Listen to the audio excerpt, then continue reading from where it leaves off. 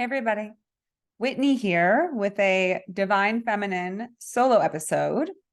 And today I'd like to talk a bit about acceptance when it comes to letting go of guilt and regret.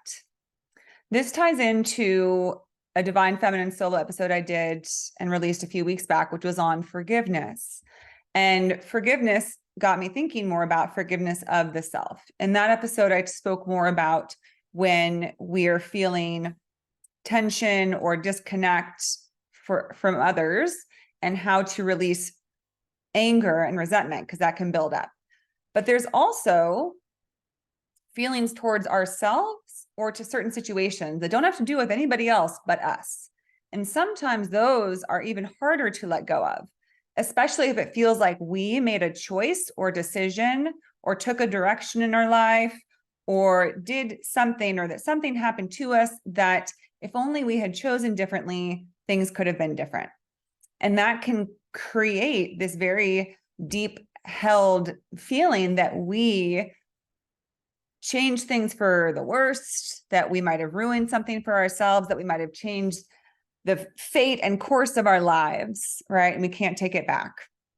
And I know this because I have something like that in my life that I ruminate on and that I have fixated on for a big part of my life, that I feel like if I just had made a different choice, everything would have been better and I would have been so much happier.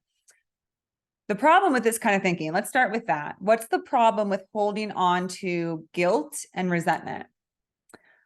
Somebody said once, something that I heard that kind of helped me, which another point I want to share is that remember that even if these things don't shift like a light switch, don't shift like turning a key in a lock, every little thing that we hear that contributes to shifting our belief about a guilt or regret helps us on our way towards acceptance of the situation and awareness that nothing is wrong here, that we did nothing wrong or bad, that no choice is a bad choice, that everything is for our highest good.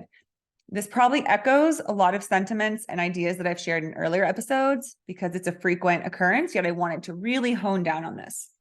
Okay, so what somebody said once was that when we believe that we could have changed an event in the past, that we could have decided differently, that's a delusional thought that is not based in true reality. What I've come to realize, even though I still have my days where I fixate and ruminate on the past, is that every choice we make, although we may in hindsight say, gosh, why did I do that? Like that ended up having so much repercussions. And if I just hadn't done that, then this wouldn't have happened and that wouldn't have happened and everything would have been better. But the thing though, is that we're walking not the path of the physical life, we're walking the path of our soul. Our soul always knows what we need to grow and evolve. The soul comes in with a set and established path and objective for this lifetime. And it doesn't match up with what we get caught up in this physical world, right? Most of us get pretty caught up in how we want to look, what we want to achieve, who we want to be with, how we want others to think of us, the level of success and abundance and wealth that we accumulate. We get really tied up in that.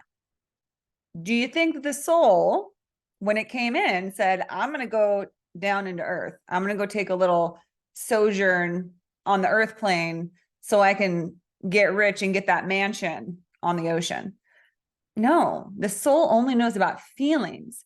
So some of the things that we think are the worst thing that could ever happen to us, the soul is saying, yes, there's that grit. There's that thing that's going to help me up level. Because if you think about it, everything that we go through, especially the most challenging things, change the trajectory of our lives in a positive way a lot of the times, but they also change within us our understandings and beliefs, right? But also our comprehension.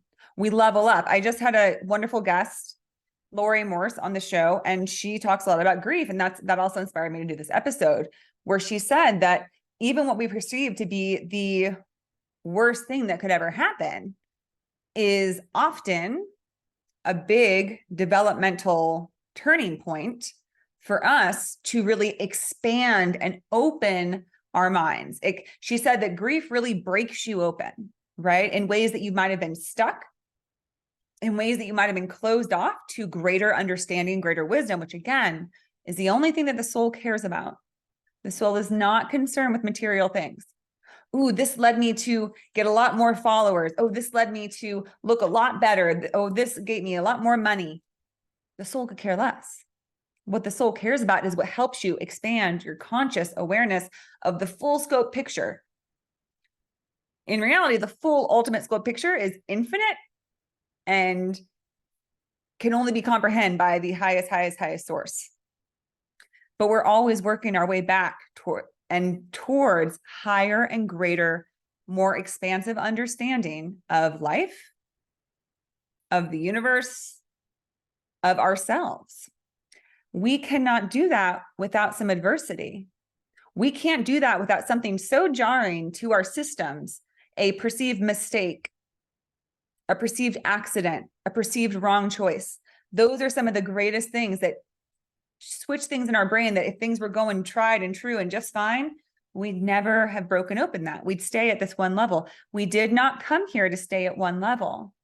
Although some people come into the earth plane and they keep a pretty low profile, pretty simple life, and there's nothing wrong with that. We all have had very simple lifetimes. But what they say is that what you don't address and don't achieve in one lifetime, when you get out of the material world, you're like, oh, I didn't get as much done as I hoped. But guess what? The soul doesn't care because the soul is infinite. Got plenty of time on its hand to go back for another round. So here's something to remember. If you find yourself feel like you have a very challenging lifetime, maybe there's a lot of adversity and it seems like every turn in your life, it's just been challenges and difficulties. It's because your soul has really showed up to level up and you're really like, it's almost like a video game. Like you put it onto the hard level, right? Like, you can go like easy mode or medium or hard. You're on the hard mode because you're like, I want to grow in this lifetime. So what's amazing about life is that if we shift our mindset and our beliefs, it changes everything. If we begin to look at the things that we had held such grief and regret around because we said, why did that have to happen? It caused me so much pain and distress and it ruined everything that I thought I wanted. If we can step back and realize, well, wait a minute, there's a reason why I made that choice. Even though now it's hard to comprehend why I made that choice, in that moment, perhaps it was that we allowed our soul to step forward to say, this isn't going to be easy and you're not going to like this, but this is a part of your soul evolution for your highest good. This is the highest choice right now. And the subconscious part of you is like, okay, let's do it. It'd be much more pleasant to not do it, but let's go that soul route. So what I'm speaking to here is I want to offer some sort of comfort, assurance. I cannot tell you what is so. I'm not telling you that you can forget any regrets and that nothing you ever did was the wrong choice. I want to offer this because I know, again, that I have struggled so much in my life. That feeling of regret and guilt is, it's a killer, right? It truly, I've heard that, well, okay, so let's say regret, I've heard that guilt is a healthy emotion and regret is not, because guilt, it can just sort of be like this, oh, okay, I was a little bit rude to that person at the store today. I'm going to try to be nicer next time. But regret is that heavy sort of just like continuous berating of yourself, right? It's just like continuous self-harm where you just never let it go, right? You just hold this belief that, oh, I made the wrong choice or I did a horrible thing and I can't take it back and I never should have done that. And it just stays. So if I state it that way, that it's more about regret, like a real solid belief that what we did was the wrong choice. If I could inspire anyone to consider the idea that there are no such thing as wrong choices, because every choice we make in that moment is for the highest good of our soul, especially if it leads to some of our greatest challenges, because the soul is seeking soul growth. And through challenges is how we really learn about ourselves and greater truths about life, which is what we came here to do. And just remember that if we didn't do it in this lifetime, we'll be doing it in the next. So we might as well get it out of the way. What the greater grit and challenges we have in this lifetime, the more likely we are to be able to move on to something more joyous. And I don't want to say easy because, again, I don't think the soul's never really looking for easy, and also would never call anything easy or hard, but we're getting a lot worked out while we're here on earth. It's a very challenging place to be. It's very challenging. When you listen to sort of more esoteric writings and readings, you can check out Dolores Cannon. I really like her. She's a channeler. But Earth is kind of considered like sort of like the boot camp of the solar system, the galaxies, the cosmos. It's a place where you go where you're really going to have to, because it's not easy here. We literally wake up and we're like, who are we? Why are we here? That seems normal to us to be like, yeah, nobody knows. But inherently in our soul, we know ultimate truth always. We know that we're so much more than just a physical body that lives for about 80 to 100 years. We know that we're so much more than how we look or what we achieve or what other people think of us. Because our soul knows that there's no difference between you and me and everybody else. We're all one. There's no winners, there's no losers, there's no bad guys, there's no villains, there's no heroes. Those are all experiences we get to have to understand who we are. But the ultimate truth is that we are all one. And so there's really nothing that we can do that is bad or unforgivable. But again, that's why Earth is challenging, is because we think that's true. So this ties back to regret. That feeling of I messed everything up. Everything was perfect. I had it all, and all I had to do was just continue on that path. But I made that choice, or I took that turn, and oh God, everything's been bad since then. So again, what I was speaking to is I'm doing this video, and I'm not trying to tell you what is so or what is true for you, but I'm speaking from my heart to yours, that I know that feeling. And sometimes it felt like it was going to kill me, this regret. Sometimes it made me feel like I didn't want to be here anymore because I didn't want to have to sit with this decision I made and deal with the results for the rest of my life and the outcome. And I'm making it sound dramatic. It was just a choice I made. It was a change in my life. It was something that happened that I can't take back, and something was changed and, can never go back. And I just put a lot of value to it. I put a lot into that decision. And what this past interview with this woman helped me realize, and it's something I've been working on anyways, but she really kind of just nailed it in. Sometimes people just say the right thing at the right time and the right way. And she said, whenever that she's learned to do is that when she's having those critical moments, when she's in this place of regret, that she remembers that all feeling those lower levels, anger, guilt.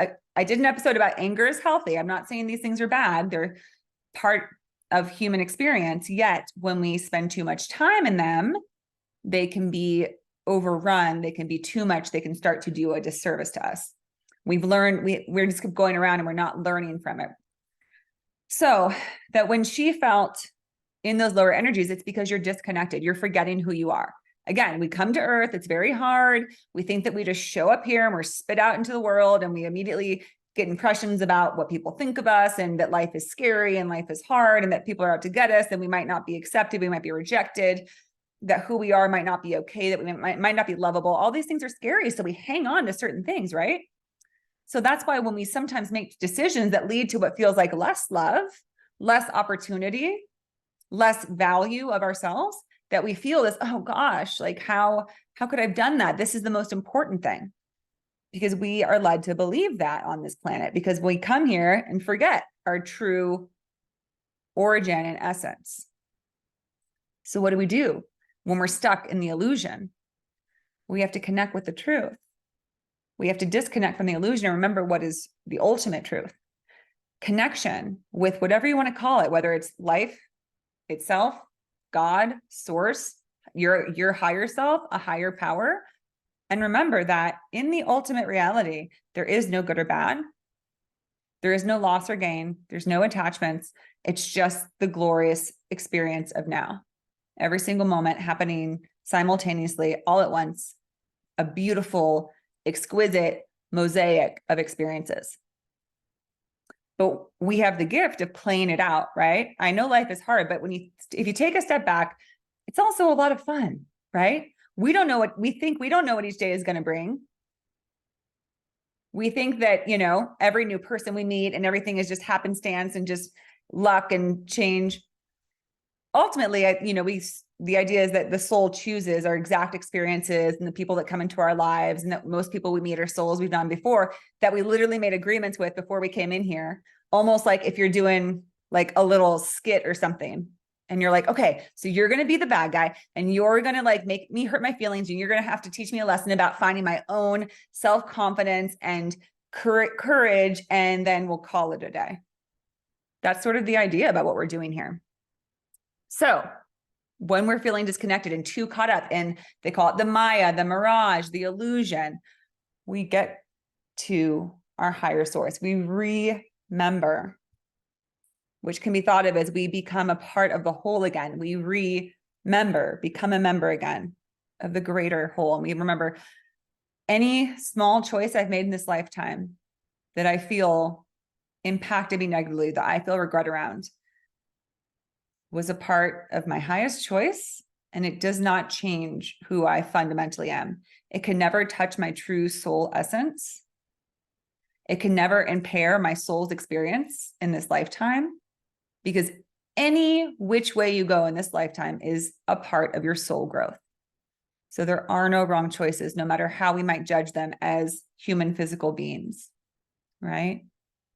And this can go, it doesn't have to be, you know, a choice you made. It doesn't have to be impacted yourself, but, you know, it's like people who, you know, maybe they went out for a drive one day and they got in a car accident and somebody got hurt, right? Like, can you imagine that sense of regret? And people play this game. You know, I played the same game where it's like, okay, so if that day, if I had just, you kind of, it's like you're bargaining, right? The bargaining is a part of the steps of grief, the grief process. And it's like, excuse if it seems crude, but they call it mental masturbation.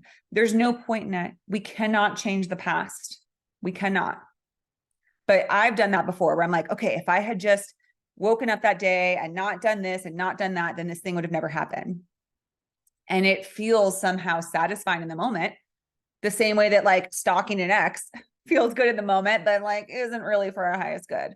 You know, when we play these games, we're getting stuck in this idea that this choice was the wrong choice and it ruined things and it messed things up. And I hurt somebody, or I hurt myself, or I kept myself from getting what I wanted, or I, you know, ruined this person's thing, whatever it is. That regret, just think of it as like regret. Just think of that word. It's like this true belief that we did something very wrong and we can't change it. We can't take it back. And because of that, our life is forever worse. Sometimes I'll tell you this, I even go online and I find stories of people who had like really bad accidents or really bad things happen to them. And granted, they might only share their higher moments with everybody. I'm sure they have their really low moments, but the things they say are so inspiring, right? They'll say, yeah, I had a choice. You know, I went blind from this thing. I lost a limb from this thing. And I had to have a choice of what was I going to do with this. I'm sure they spent time ruminating at some point about like, oh, if I just hadn't gone that place that day, if I just hadn't done this. But what good is that? It's not helpful. So they decide and they live out the rest of their lives, often helping others who are in that same situation.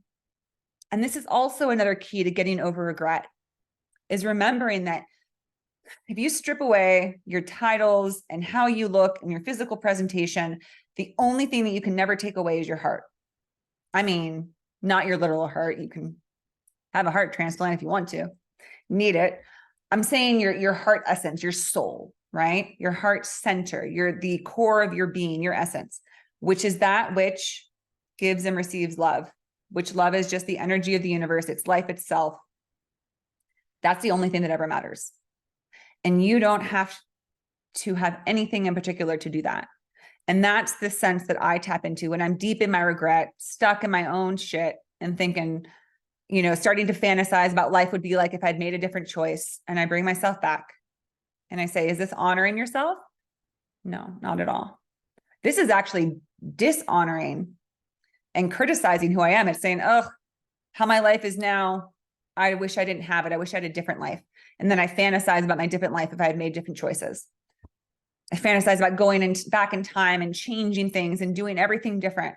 But then I have to bring myself back and say, would your soul ever say that? Do you think your soul feels that way? And I recognize no. And I ask myself, can you still give love to others? Can you still be generous? Can you inspire others? Can you maybe perhaps even inspire others more based on what you've been through? because it hasn't been all easy breezy, perfect, because it's been filled with challenges and adversity and regret, could that maybe allow you to give? You can wear those things as sort of a badge of honor, like, oh, here's my badge of, surviving this or experiencing this. And let me share with you how I got through it. Right? So these are the things we remember is that there is no wrong choice. Whenever we're feeling pulled, just think again, here's your core center. I use this example a lot. Have your vision for it. I see it as this golden core in the center of my body. In the center of my body is a golden core. And that's the only truth. When I get pulled out of it into the Maya, into the matrix, into the illusion that I need to look, act, be, have certain things, I pull myself back in and I say, nope, everything is full and complete right here. Everything else is an illusion. It's not always easy, but it's helpful. The lady on this podcast also said that she envisions meeting with the divine feminine, which of course I love because I'm all about that. And meeting with the goddess that's just fabulous as she is. Maybe she's even faceless. She's just an essence. And she wraps her love around you and says, let's just be together. Let's just be and let go of what you perceive as your past and your future. Just be with me in this moment and feel that I love you and that you are full of love and that you have the same, are made of the same essence that I am. So what maybe you think about going back into your earth life and embodying that, right? Think about the fact that we get to walk out into the world each day and decide, how am I going to show up? Do I want to be somebody who's angry and bitter and stuck in my regret and closed off? Or do I want to stand in my glory, in my divine feminine essence and power, in my soul and heart center, and say, how can I share myself today? How can I give my heart away? How can I give my love away to others? How can I receive love from others? Not say, oh, well, I didn't get this and I didn't get that, and this person didn't do this for me.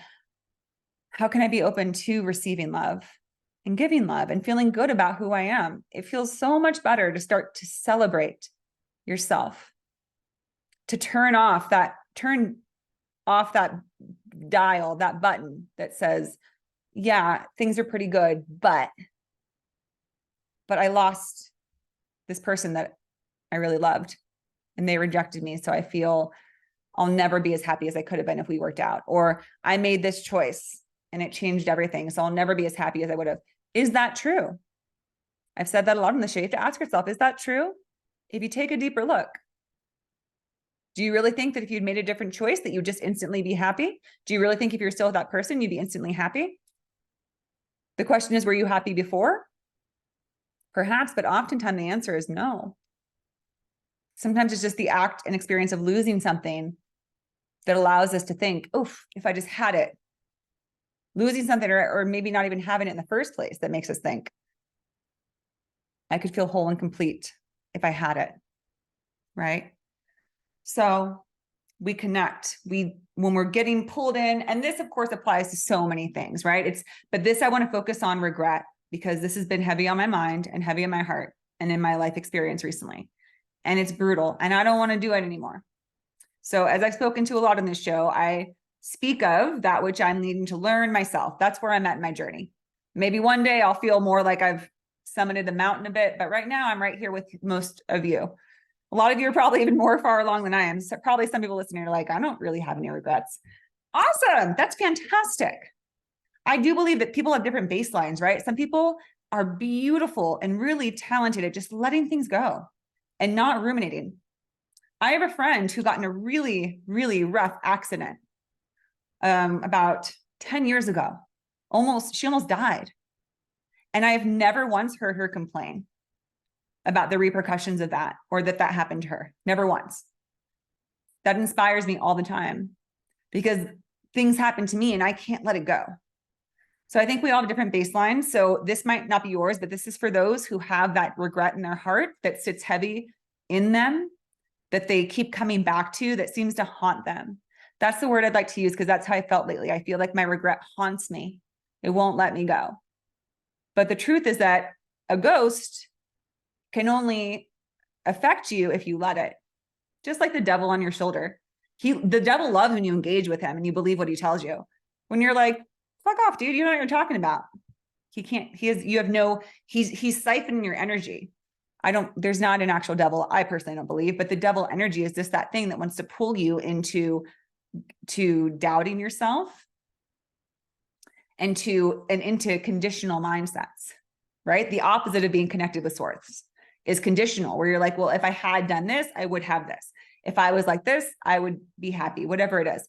Source knows, just like I was talking about, when you can commune with the divine feminine, everything is perfect just as it is and is meant to be enjoyed. And you are perfect and you are here just as yourself, as you are perceived. Whatever you might perceive as a flaw is not a flaw. It's your perfect, complete, whole essence is here for a reason, to be shown and expressed just as you are, not any different, not with a different choice made, not with something that did or didn't happen in your life, just as you are.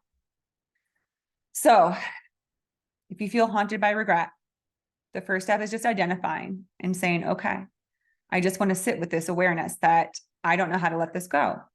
Then you start towards activities and towards means of letting it go, like disconnecting from the illusion and connecting with our divine selves so that we can have that sense of I am pure and perfect and in my full essence of love and light at all times, that I can commune with the divine feminine self, that I can, another analogy this woman uses, she sees like a waterfall of just pure love and cleansing just coming through her when she's feeling like she's questioning herself.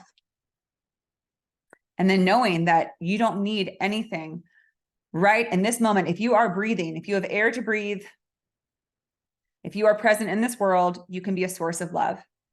And is there anything else that matters? So I hope this was somewhat helpful. I'm going to close the reading with a little card pull from the Spirit Animal Oracle by Colette Baron-Reid. So let's see what animal wants to come out. Who wants to talk to us? Who's relating? What animal is here to inspire us based on this topic? Ooh, the spider spirit. Oh, I love that it's a spider because spiders are so misunderstood. People are so afraid of them. I was deathly afraid of spiders. My family said I had arachnophobia. I thought I did. These creep me out. Now I don't really like them in my bed. No, thank you. But they're awesome. Okay. Oh, but I love because they're misunderstood, because some of the things that we think are the creepiest and the worst things that we regret, are actually beautiful, wonderful additions to our life, beautiful pieces of our life, right? A lot of us will say like, gosh, why do spiders even exist? Why are they here? Because they're a beautiful part of this whole intricate world. And this card says, make your dreams real. Number 56, that might be an important number for you.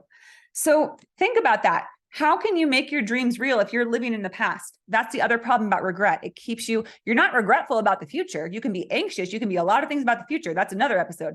The regret keeps you tied to the past. One time I was stewing over stuff and feeling remorse, and I drove past this sign that said, you can't move into the future if you're riding in the carriage of the past, which sounds weird when I say it. I might be butchering it, but you know what I'm saying? Like the carriages of the past cannot bring you into your future. If you are stuck in regret, how are you ever going to make your dreams real? Because your dreams live in the future. You have to believe in yourself in order to make your dreams real. And we only fully believe in ourselves when we release ourselves from regret, from doubts, from beliefs that we could have been better, or we could have done this if just something else had gone a different way. It didn't go a different way. It went how it went. The way things are now is what they are. And again, I know all too well how hard it can be to have acceptance for that. Again, that key word, acceptance, is what this is about. Yet if we only have so much time in this life, and that's what I've been thinking about lately, and part of why I'm doing this video is, and why I'm really working on letting go of regret, is because I'm like, good grief, I'm 37, I'm gonna be 38 next month. I only have so much time. I want to make my dreams real. I want to make them come true. I can't spend my time thinking that if I had just done things differently, I could have been more successful or more this or more that. I got to let it go and work with what I got and know my own value and worth and celebrate that and spend more time connected with love than stuck in delusions that aren't helping me. So recognize that it's time to make your dreams real. In order to make your dreams real, we have to accept the way that life has been. We have to accept who we are and how we are. As they say, if it can't be accepted, it must be changed. And if it can't be changed, it must be accepted.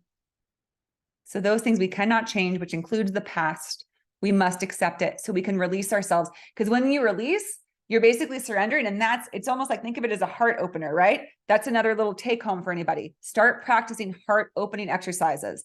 Anything, a lot of yoga poses, if you lay on your back and like put a block, like a yoga block on your back, anything that opens your chest is a heart opener.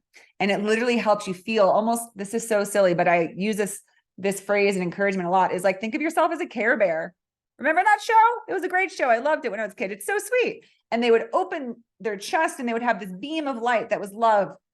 You're a Care Bear. We're all Care Bears.